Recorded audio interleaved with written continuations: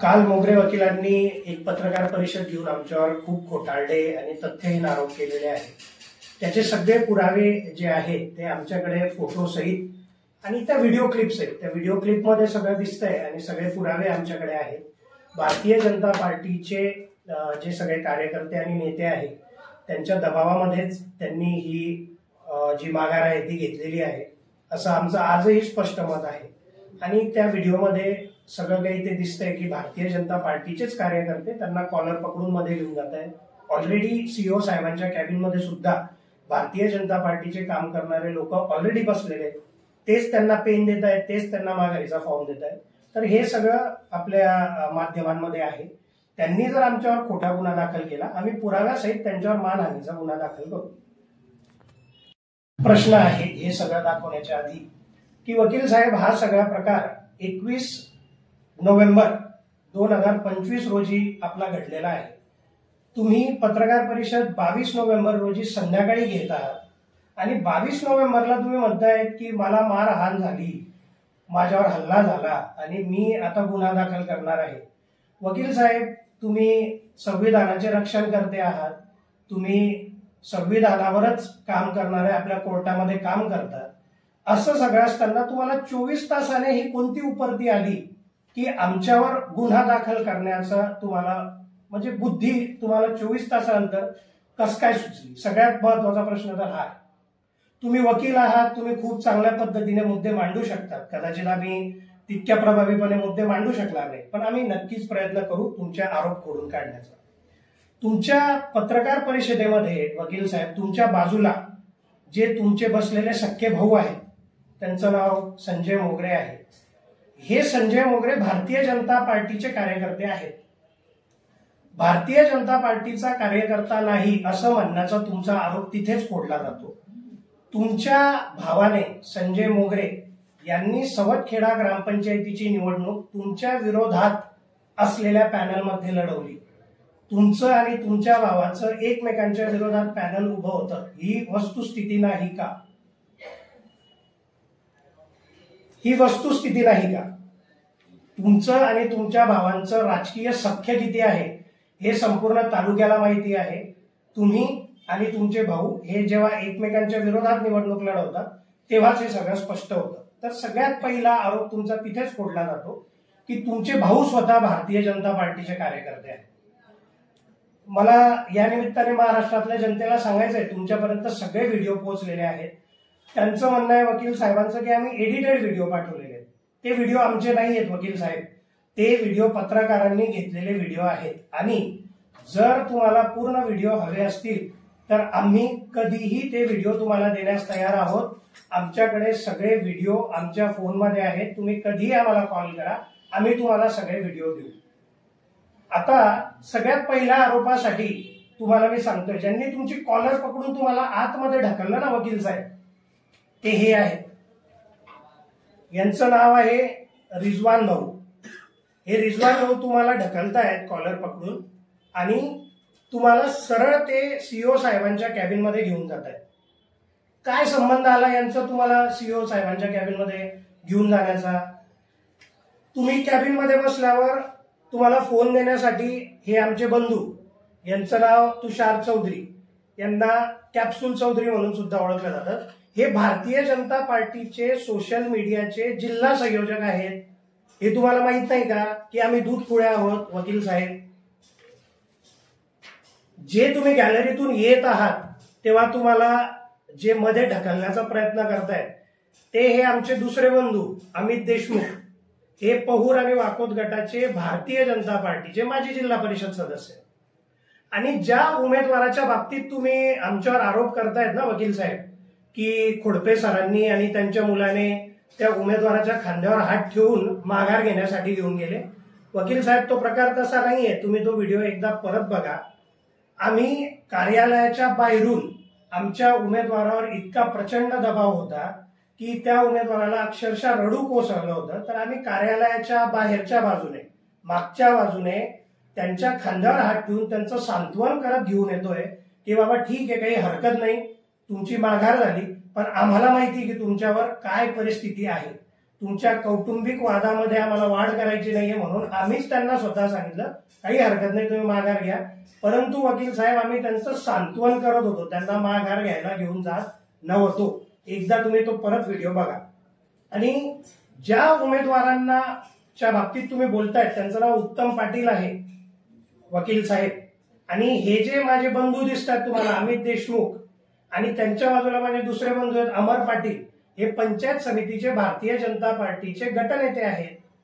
हे दोघं व्यक्ती भारतीय जनता पार्टीचे आमचे उमेदवार उत्तम पाटील यांच्यासोबत एका कारमध्ये बसून त्यांना एखादी गुंड प्रवृत्तीचा व्यक्ती पकडून आणल्यासारखा त्यांना गाडीत बसवून घेऊन येतात.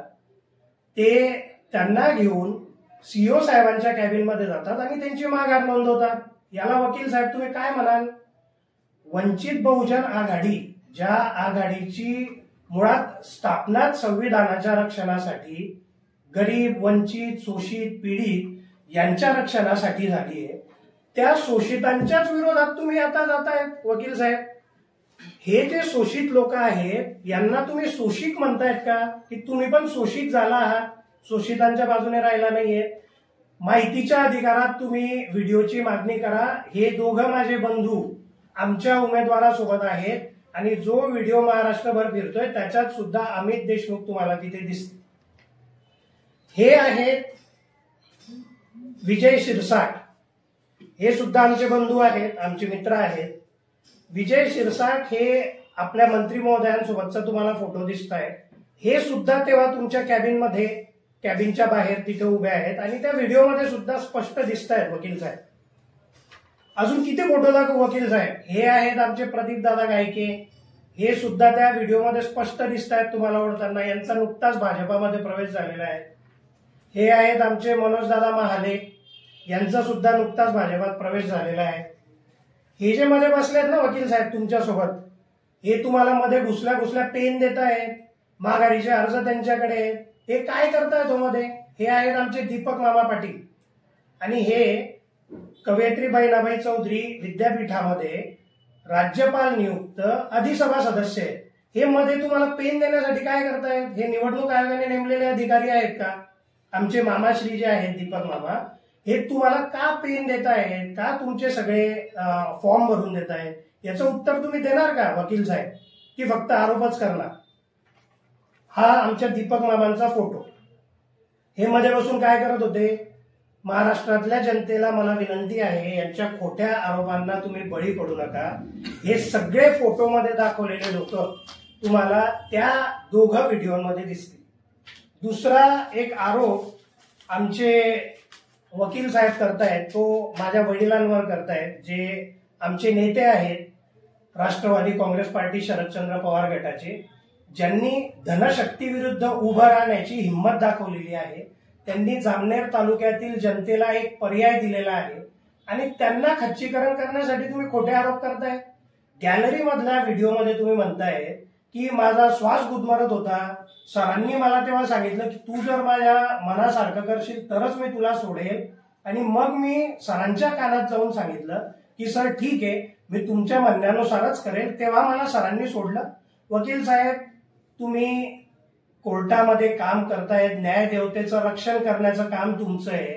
तुम्ही तो पूर्ण व्हिडिओ पत्रकारांना मागा, तुम्हाला हवा असल्यास तो पूर्ण व्हिडिओ मी देतो. त्या व्हिडिओमध्ये मला गॅलरीत तुम्ही खोडपे सरांच्या कानामध्ये बोलल्याचं दाखवून द्या.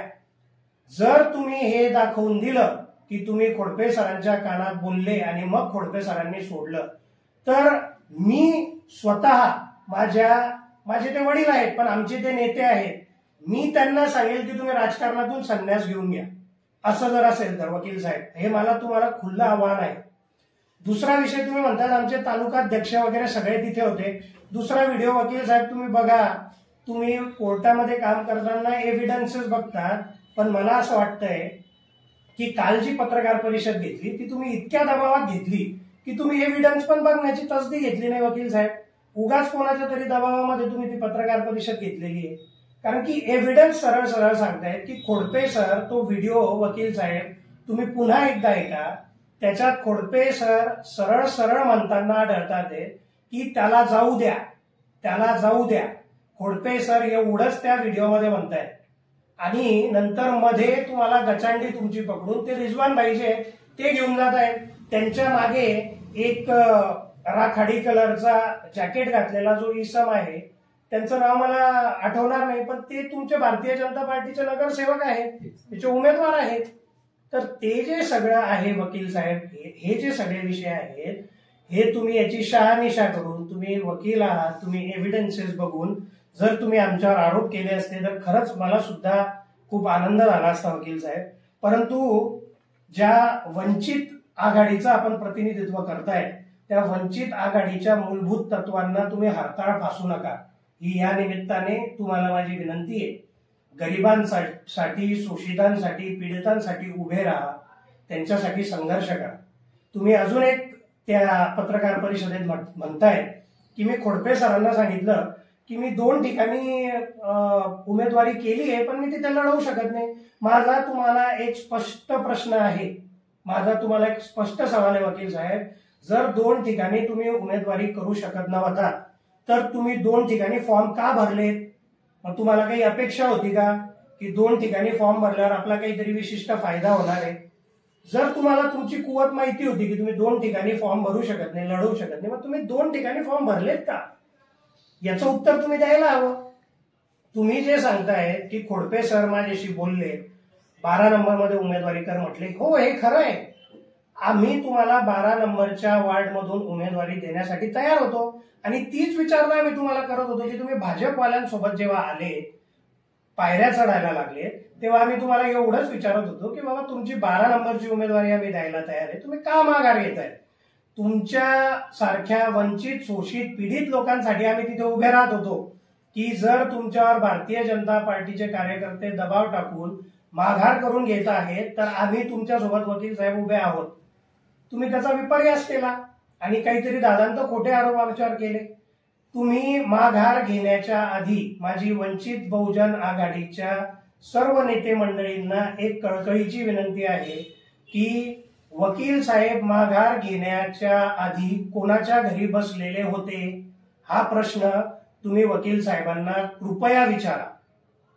कृपया तुम्ही हा प्रश्न त्यांना विचारा की माघार घेण्याच्या आधी तुम्ही तुमच्या भावासोबत कोणाच्या घरी बसलेले होते आणि तुम्ही कोणाच्या घरून उठून माघार घेण्यासाठी आले, इतका प्रश्न तुम्ही विचारा. वकील साहेब, पुनश्च एकदा माझी तुम्हाला एकच विनंती आहे की तुमच्या बोलण्यामध्ये खूप साऱ्या कॉन्ट्रॅडिक्टरी गोष्टी आठवल्या आहेत. जसं की तुमच्या मुलाखतीमध्ये तुम्ही 12:26 म्हणताय की माझ्यावर हल्ला झाला म्हणून मी गुन्हा दाखल करणार आहे, आणि लगेच 12:35 त्या जी तुमची क्लिप आहे त्या क्लिपमध्ये तुम्ही बघा, 12:35 तुम्ही लगेच म्हणताय की मला फक्त धक्काबुक्की झाली.